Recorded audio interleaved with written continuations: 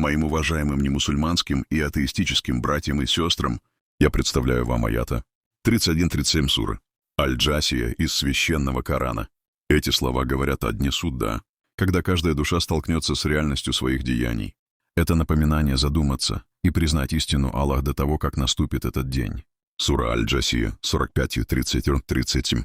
Перевод на русский язык 31. А тем, кто не веровал, будет сказано: разве вам не читались наши аяты?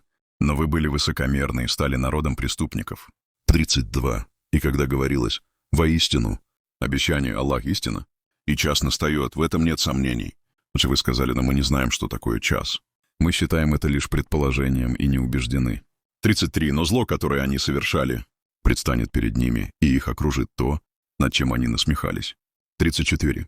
И будет сказано: сегодня мы забудем вас так же, как вы забыли встречу с этим вашим днем. И ваше убежище — огонь, и у вас нет помощников. 35. Это потому, что вы насмехались над аятами Аллах, а земная жизнь обманула вас. В тот день их не избавят от этого и не попросят умилостивить Аллах. 36. Так что хвала Аллах, Господу небес и Господу земли, Господу миров. 37. Ему принадлежит величие во всех небесах и на земле, и Он всесилен, мудр.